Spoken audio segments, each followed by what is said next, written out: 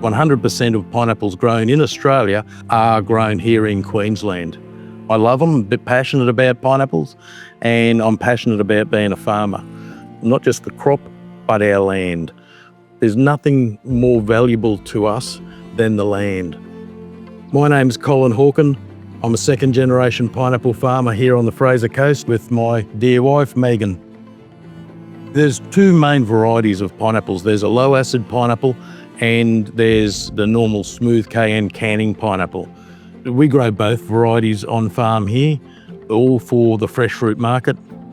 Our soils around here are a fairly acid soil. You get a lot of sediment runoff. We're a non-irrigated farm.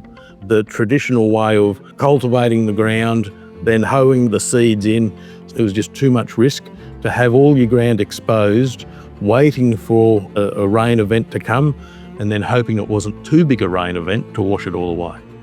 It took a lot of horsepower, a lot of time, fuel, and it was never getting done. Throwcom told us about the Hort 360 program, these incentives being run to make improvements that are beneficial to the farm, to implement practices that were going to benefit the Great Barrier Reef. And through a system of streams and tributaries, we're actually a valuable reef runoff zone. We used the grant to buy a double disc zero-till planter. We can wait for rainfall to come, so if we've got 25 mil of rain, we're able to go in 2 days later and sow into moist soil. Seeds germinate on existing moisture. If we had to wait for the moisture to come and then cultivate it all up, we lose that moisture. We plan on getting the planter in a complete crop rotation, start implementing cover crops. That stops sediment erosion as well. So we're not losing our topsoil, we're keeping the ground cover there, but that also holds the moisture in the soil as well.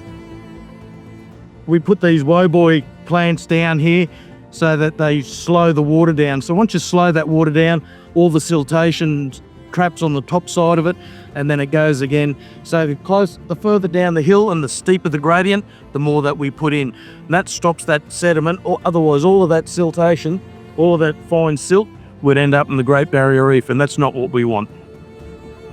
By planting things like cowpea, it's going to trap nitrogen, reducing our nitrogen-dependent fertilisers by up to 10%.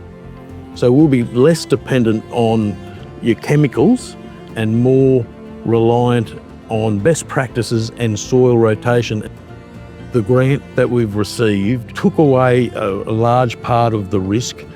Growcom support us all the way through the process.